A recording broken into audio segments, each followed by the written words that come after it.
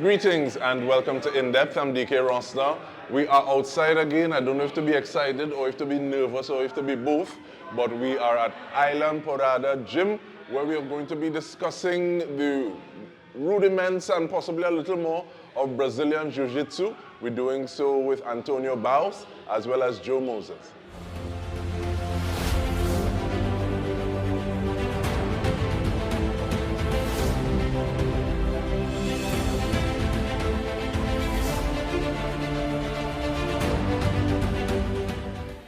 Gentlemen, I want to say thank you very much for making the time. Hearing some sounds, wow. Like I said, I don't have to be excited, nervous amidst a booth, but thank you for opening the space. And Antonio, let's start with you, please. In terms of what brought you to BJJ?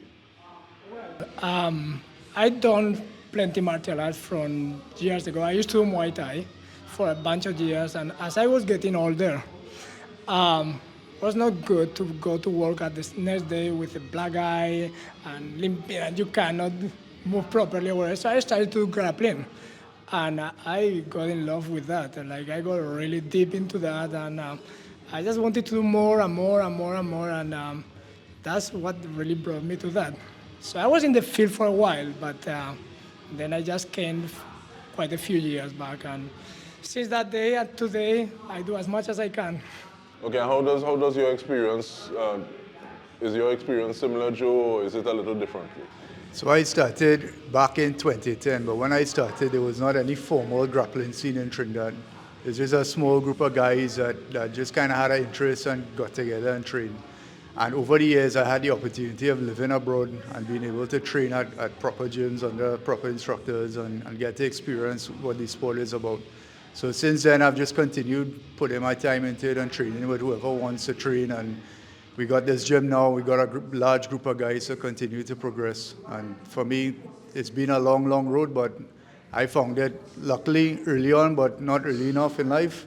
But I think I got what I could take out of it. So it's been long enough where I've had a lot of experience locally to be able to give back now. So that's kind of my back end. Okay, and Antonio, I'll get to you just now, but Joe, I've heard some people describe BJJ as a discipline and art for nerds. I don't know if you agree with that. If you do, why?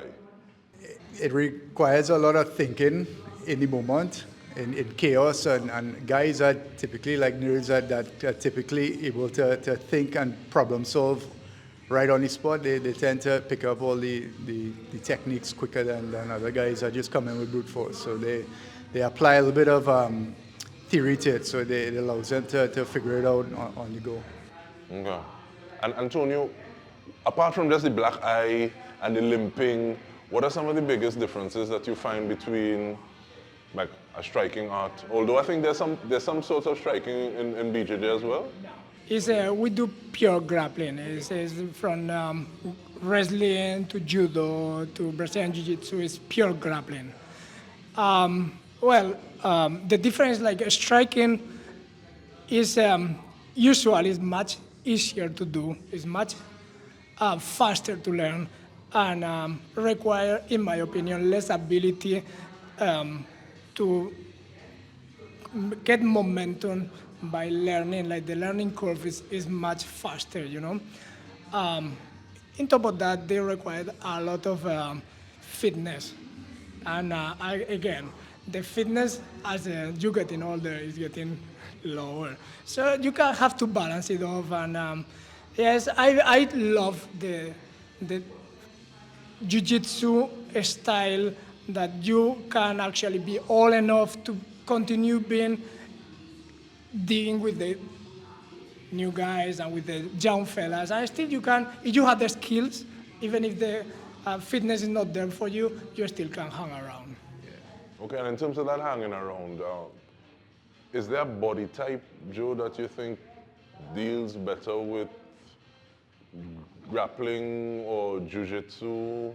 I think there's a particular game for every body type or a particular style for every body type, but typically guys with long limbs tend to have a little bit more success because they can they can sink jokes in and they can kind of create longer frames and that sort of thing. So in terms of like body type, I think jiu-jitsu applies for anybody. You just have to find the right game based on your body type. But if we were to build a perfect body for jiu-jitsu, I think somebody with nice long limbs would be able to excel a little bit better. Okay, and the way that Antonio spoke about that learning curve, is there a certain type of mindset that lends itself better to jiu-jitsu? I think removing ego is one of the most important things to come in and learn, because without an ego, it allows you to open up to be able to learn as much as you can. And I think just having a mindset where you want to put time on the mat. I think more mat time will help accelerate your learning curve, if you want to call it that. Okay. And Antonio, is there anything that you got, because you said it was Muay Thai, and I don't know if there were any other disciplines that you were involved in? I was doing boxing and kickboxing, and so always was striking around me. I never did any grappling until I started to do Brazilian Jiu-Jitsu. When I started, then I also started to do wrestling and different kind of arts of grappling. But was there anything that you were able to take from those other disciplines too? Because Joe just spoke about frames, looking at striking arts where you need to gauge distance, possibly wanting to come in and shoot. Well, the balance is something that you can take from any martial art and take it in a different one and actually be successful. Remember, even if you are in the ground, some people is going to try to take you to the ground and get you out of balance, and we work with that. And in Muay Thai is the same. You can actually do sweeps to take it out, and it's a way to work that you can bring things, and the mindset is something that when you do martial arts, you know that sometimes you're going to be the hammer, sometimes you're going to be the nail, and no matter how good you are, it's always somebody better than you, and it's going to happen. So I think that the ego is something that you put in aside in any martial art, no matter which one is. And I really like that point, and I want to follow it up with you, please, Joe, because you started to speak about different mindsets and putting ego. When you talk about games, there's a game for every body type. What do you mean? So the jiu-jitsu is infinite in terms of in terms of like techniques, right? So there are many variations to everything. There are counters to everything. There are counters to counters. So developing a game based on your body type or based on your style is sort of like, you can't check all the boxes in jiu-jitsu. It's impossible. So you kind of carve your road and you fine-tune your techniques based on what game you develop.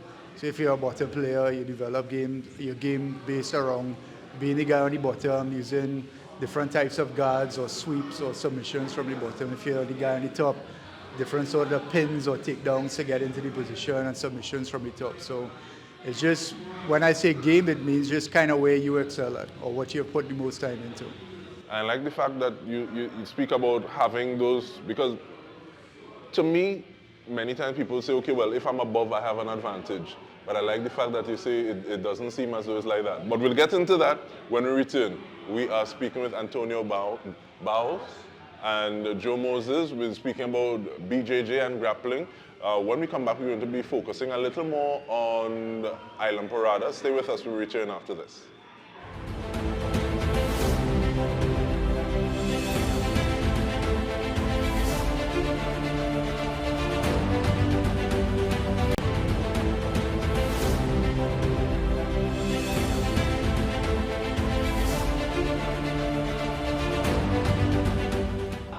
Welcome back. We are speaking about Brazilian Jiu-Jitsu. We are doing so at Island Porrada. We're speaking with Antonio Baos as well as Joe Moses. And the name, because when I see that double R, I want to roll it already. It's in like Spanish. But give me an idea of what the gym is about, when it came about, and some of the other things, information about it. So early last year, well, during COVID actually, we trained at a gym called Elite 101, and they got shut down. And Antonio and I used to train at the side of his house, and we came up with a name called Underground Porrada. And it just kind of stuck, and we rolled with it. And In February of last year, Antonio took over the gym, and we were coming up with a name for the gym. And we were making a joke one day on the side of his house, there was a lot of rain. So he said, oh, it's not underground Porrada, it's Island Porrada. And then the name just stuck, and that's just how the name came about. And so how easy is it to train? Because you talk about the mat time, and I'll ask you this, Antonio. Is it that, because they say it's also a thinking person's game, so is it that while you're on the mat, you're thinking, working out things? Because sometimes it feels as though who has the most questions or who's able to answer the most questions from what I'm hearing? Yes, the reality of grappling and Brazilian Jiu-Jitsu in general is somebody wants to submit you by any means. So you have to be able to solve the problems that the other person is doing to you at the fastest moment that you can, because if not, you're gonna get submitted. And when I say submitted, it's choke, unburied, anything. So the reality is like you better solve that problem before the other person can solve the problem that you are creating by defending yourself. So it's a fast pace, and it's a solving problems at the moment. And believe it or not, I'm lucky enough to be able to train worldwide. And there are a lot of IT guys that they do jiu-jitsu and they do very good. I guess that has something to do with that.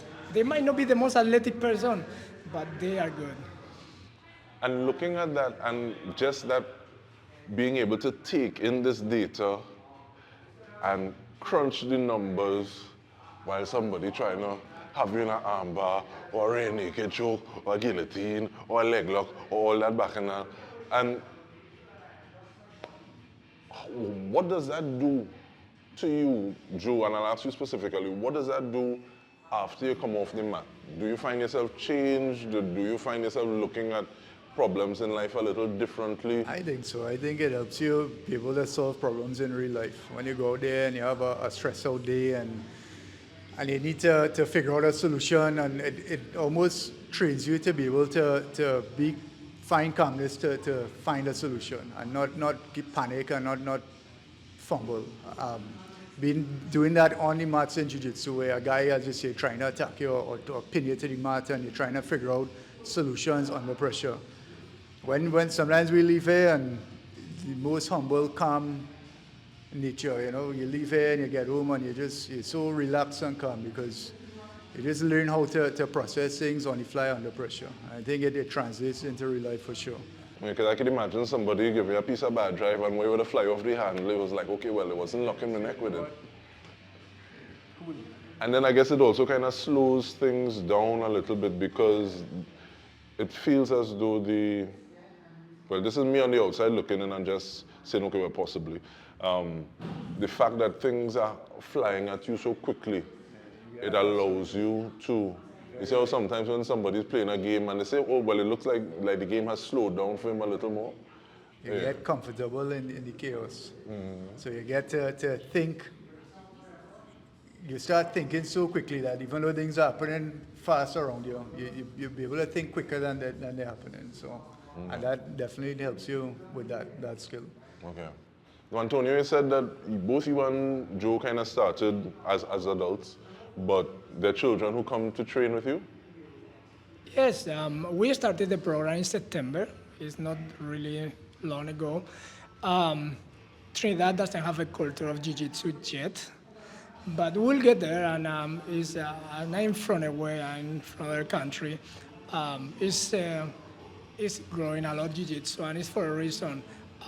Most of the kids that they do jiu-jitsu, they getting confident in themselves.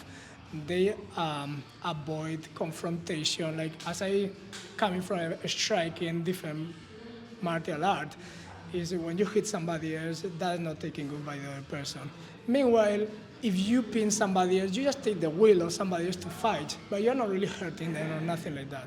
So kids are really improving a lot in different aspects of their life. And the first one, as Joe was saying, like when you get accustomed to get under pressure in bad positions, and in not only the mats, in life in general, that is a great value for your life. Yeah. And continue on that, please. I see you're nodding Because even if you're looking at the benefits that you were talking about when you finish roll, you finish come off the mats, you feel so humble, you feel so peaceful, and I guess part of that is also getting that intellectual aggression out as well. Not even just intellectual, but aggression as well. What can this do for younger individuals? I think it'll help instill discipline for sure, help them help them to face adversity and be comfortable facing adversity and not cower, just learn to build confidence in learning that, adversity affects everybody at all stages of life, and having a vehicle that could train you to face adversity on a daily basis. And you come out and you feel calm after, you feel like you've accomplished something. And when you go out in the real world and they go to school and they have bullying in school now, they're able now to have the confidence to diffuse a situation or be able to defend somebody or defend themselves. And I think Jiu-Jitsu, as Antonio said, you're not punching somebody where you're causing harm to them. You take them down, you control them, you subdue them until they calm down or until somebody comes to help. You're not hurting them. So it is a better means of self-defense for kids where it's not violent. It's just, it helps them to build their confidence and diffuse situations without the use of violence. Okay, and we have about a minute more, so I want to ask in terms of contact information, and I also hear that you're not going to be in this space forever. Right, so you can find us on Instagram at Island Porrada, ILAND We are, on April 1st, we're going to have a new location. Do you know the address? It's in the 197, I think it is. It's in the Conoca compound on Cook Creek Road, right after Peaks. And we train Mondays to Fridays, from Monday, Wednesday, Friday, 6 to 8 p.m. Tuesday and Thursday, open class from 5:15 to 7 p.m. And we have a lot of activities we try to do for the gym to add value, seminars and retreats and that sort of thing. So we're constantly growing, we're constantly bringing guys to Trinidad to help contribute to our community. And our local guys here, the local group is a great group of guys. So definitely check us out on Instagram and shoot us a DM and we'll reply and definitely try and help you get inside of it. Well, Antonio, Joe, we want to thank you very much. I'm not sure if I'm going to be thanking you in a little bit, because you see this bag that's marked Rolling in Tobago? I have some gear, some apparel, and I'm going to put it on. And I will be the only person looking different from them because everybody have the same kit, so I feel like I'm even more of a target than a deer in headlights. But I'm going to unroll a little bit, so you need to stay tuned for the other episode. But for this one, on behalf of the entire TTT News team, this has been In Depth with me, Dike Rostant. Thank you so much for joining us.